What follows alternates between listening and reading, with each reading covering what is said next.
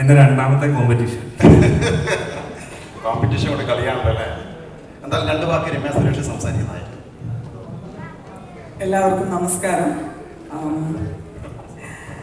ഞാൻ ശരിക്കും ഇത് കുറച്ച് മുന്നേ ഒരു ടീച്ചർ കാണിച്ചല്ലോ, എൻ്റെ മോള് അത് കണ്ടിട്ട് അമ്മയ്ക്ക് ഇത്ര ലുക്കോ, അവൾ ആദ്യമായിട്ടാണ് എന്നെ ഇങ്ങനൊരു വേഷത്തിൽ കാണുന്നത്. ഞാൻ ചെയ്യുന്നതും ആദ്യമായിട്ടാണ്. എന്തൊക്കെയോ പറയണമെന്ന് പറഞ്ഞാൽ വന്ന, പക്ഷേ ഭയങ്കര ടെൻഷൻ. എന്നോട് ഈ കഥ പറയുന്നത് IFFKയിൽ വെച്ചിട്ടാണ് ശ്രീചേട്ടൻ. ഞാൻ ചെയ്ത കഥാപാത്രങ്ങളിൽ നിന്ന് വളരെ വ്യത്യസ്തമായിട്ടുള്ളൊരു ക്യാരക്ടറായിരുന്നു.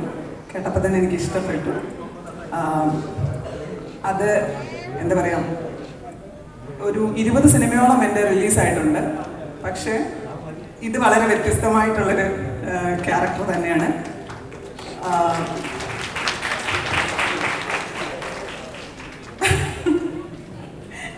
എന്തോ ഒരു എനിക്ക് എന്തൊക്കെയോ എല്ലാം ഞാൻ പ്ലാൻ ചെയ്തൊക്കെ വന്നതാണ്, പക്ഷെ അതുകൊണ്ടാണെന്ന് തോന്നുന്നു. എനിക്ക് ശരിക്കും ഇത് ഇത്രയും സിനിമകൾ ചെയ്തിട്ടുണ്ടെങ്കിലും ഈ ഒരു സിനിമ, ഈ ലൊക്കേഷൻ എനിക്ക് വളരെ പ്രിയപ്പെട്ടതായിരുന്നു. ശരിക്കും ഞാൻ കോളേജിലൊക്കെ പോയൊരു അവസ്ഥയായിരുന്നു.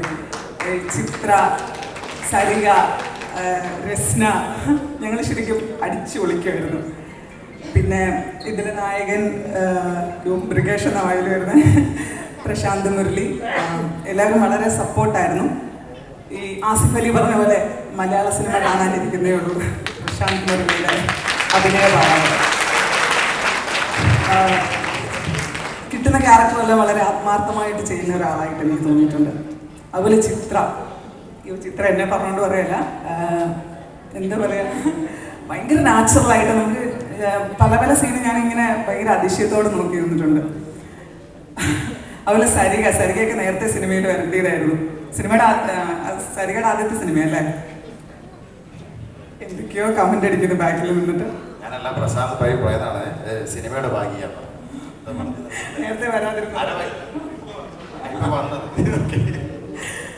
അപ്പോൾ ഇങ്ങനൊരു ക്യാരക്ടർ ചെയ്യാൻ എനിക്കൊരു അവസരം തന്ന ഷീച്ചറിനോട് ഞാൻ പ്രത്യേകം നന്ദി പറയുന്നു. ഷീച്ചറിനെ എനിക്ക് ശരിക്കും പ്രൊഡ്യൂസറായിട്ടൊന്നും തോന്നിയിട്ടില്ല. കാരണം ഇതുപോലെ ഒരു ക്യാരക്ടർ നമ്മുടെ കൂടെ മുഴുവൻ സമയം ഉണ്ടായിരുന്നതുകൊണ്ടായിരിക്കാം. എനിക്ക് ശരിക്കും എൻ്റെ ഒരു ബ്രദറിനെ പോലെയായിരുന്നു. നമ്മൾ തമാശകൾ പറയുകയും പേഴ്സണലായിട്ടുള്ള കാര്യങ്ങൾ സംസാരിക്കുകയൊക്കെ ചെയ്തിട്ടുണ്ട്.